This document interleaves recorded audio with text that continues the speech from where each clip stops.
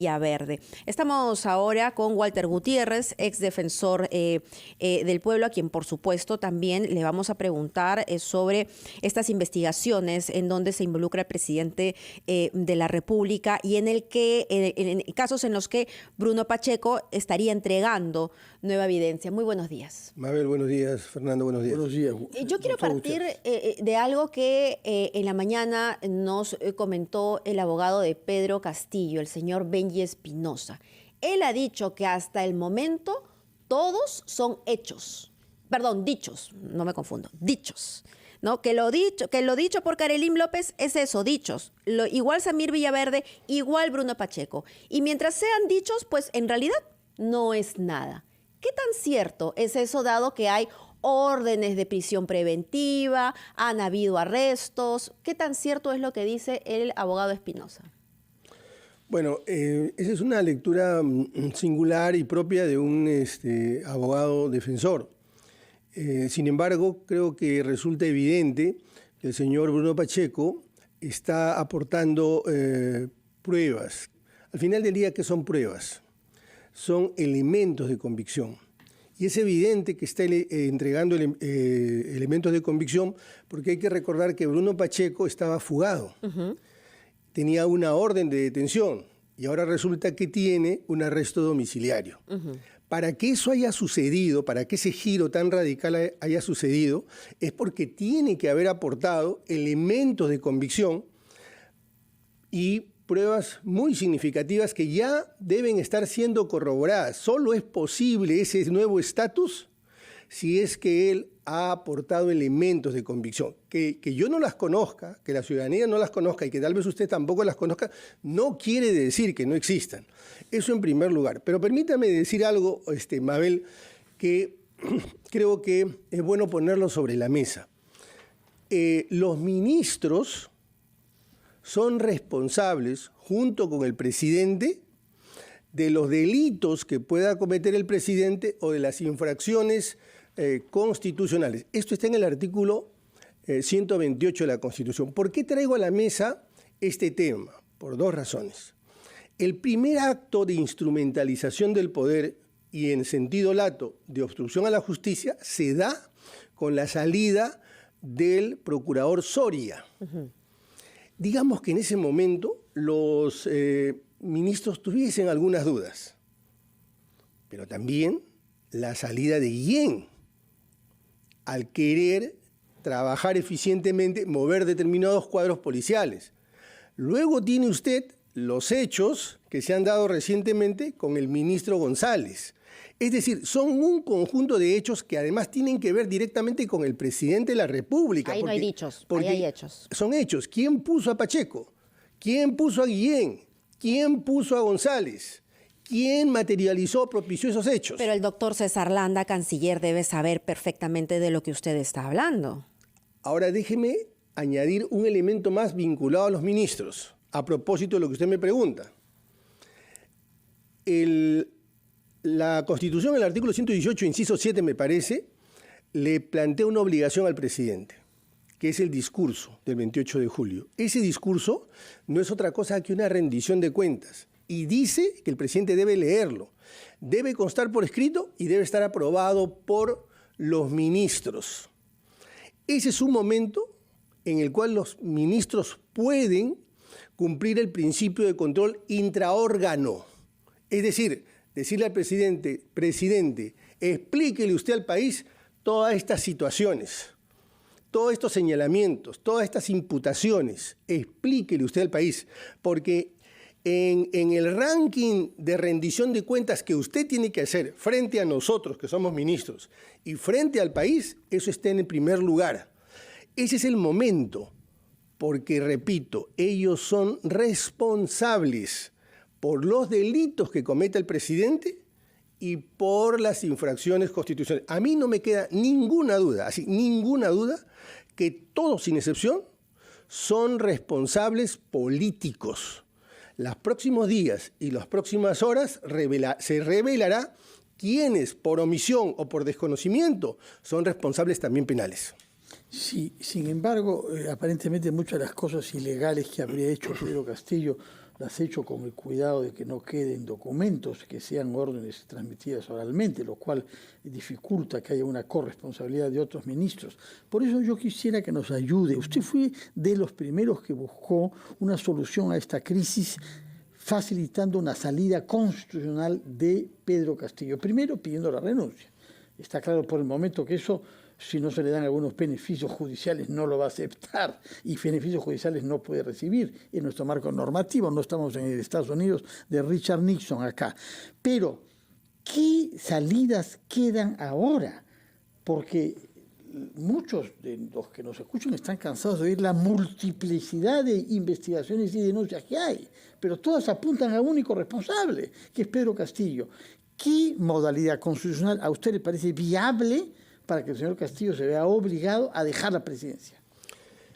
Mire, su pregunta me permite destacar no solo la labor de la fiscal, a quien hay que respaldar, sino también la labor del juez Checkley.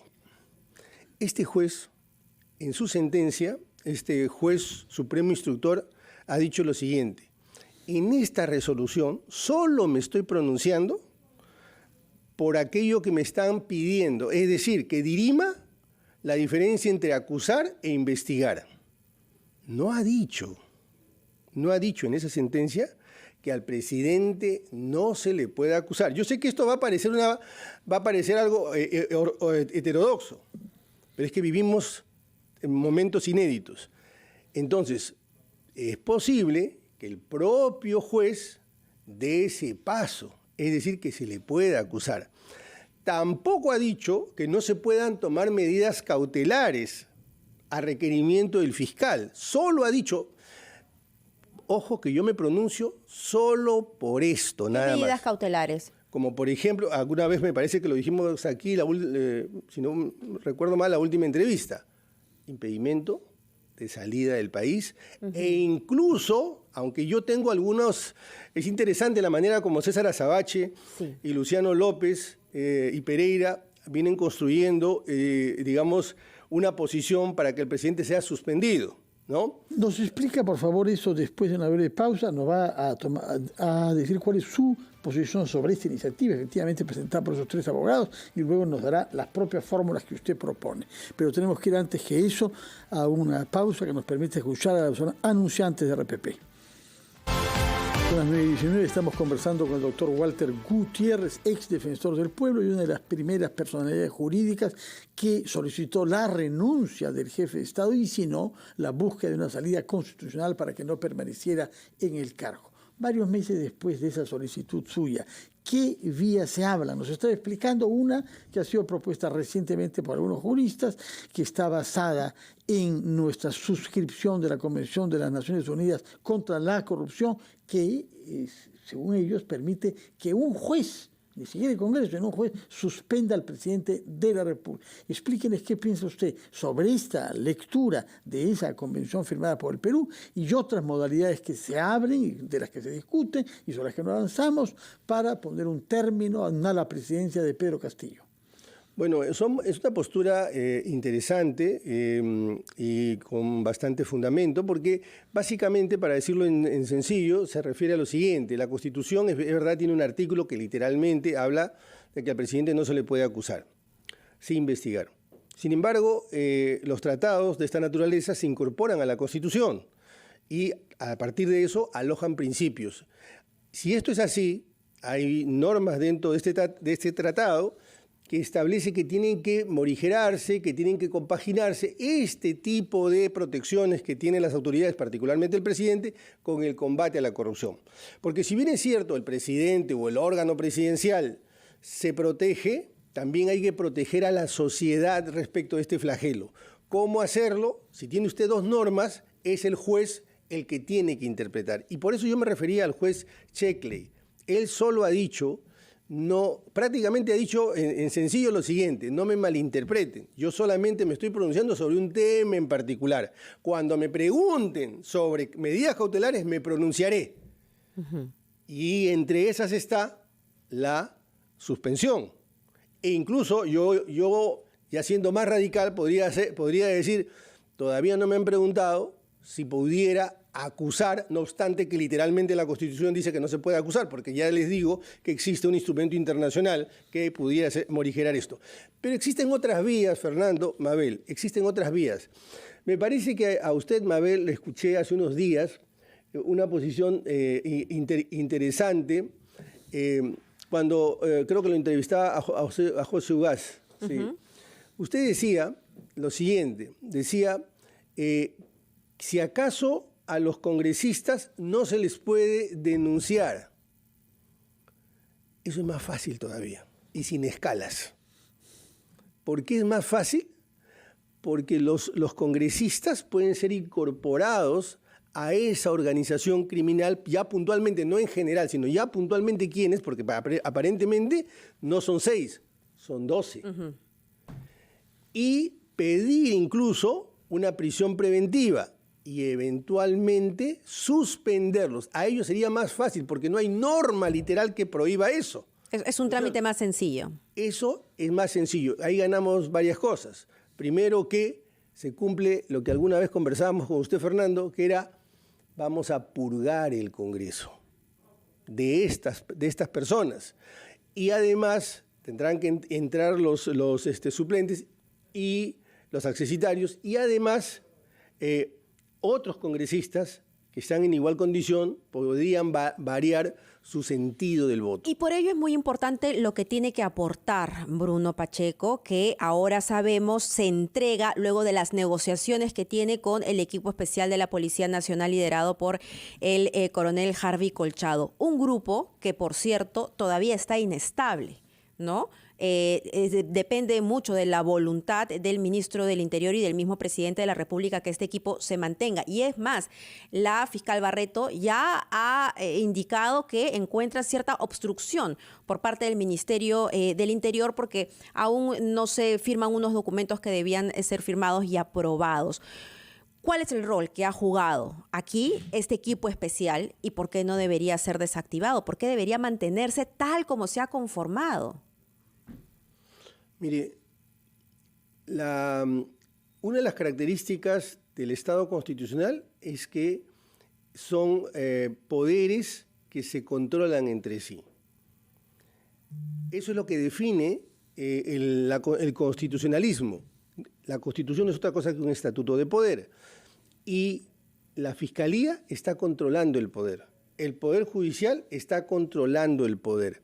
La policía, que es el instrumento justamente para contribuir o colaborar con la Fiscalía, no puede ser cooptado desde el gobierno. Y por eso es que los otros poderes, la Defensoría del Pueblo, el propio Poder Judicial, la Fiscalía, la sociedad, los poderes como la prensa también, tenemos que proteger a este equipo especial. Este equipo especial no solamente no se debe tocar, se le tienen que dar todas las facilidades, porque mire los resultados que se están dando. Sí, no tiene ni cuántas, dos semanas de conformado y ya también se está anunciando la entrega de Juan Silva. Faltaría por el momento Fray Vázquez, ¿no? Que es el sobrino del presidente quien también podría aportar información. Pero estos dos actores, Pacheco y Silva, son determinantes. Esperemos que haya una solución judicial clara a eso y que la policía cumpla con sus deberes tal y como usted nos lo ha dicho. Brevemente, por favor, porque vamos a hablar sobre derecho laboral con otro invitado, su posición sobre lo que esperamos hoy que decida un juez respecto del caso de Ana Estrada, que está pidiendo que se reconozca su derecho a morir cuando ella lo decida en dignidad. Bueno, el propio vocal supremo había anunciado que iba a notificar sobre el sentido de su fallo el día de hoy. Tal vez no conozcamos el contenido de la resolución, pero sí el sentido de su fallo. Así lo dijo en la última audiencia y esperamos que en el curso del día el vocal nos notifique sobre dicho sentido. Sin embargo, tengo yo la impresión de que vamos a conseguir el voto, con lo cual se cerraría el caso y se habría reconocido tanto el derecho fundamental como un protocolo técnico. De acuerdo, recuerdo que usted cuando era defensor del pueblo fue una de las primeras autoridades que tomó posición a favor del pedido que formula esta psicóloga de 45 años que está afectada por una enfermedad degenerativa e incurable, que quiere morir cuando ella lo decide, es decir, cuando considere que su vida ya no se hace en condiciones de dignidad. Muchas gracias, Walter Gutiérrez, por su presencia acá. Vamos a cambiar de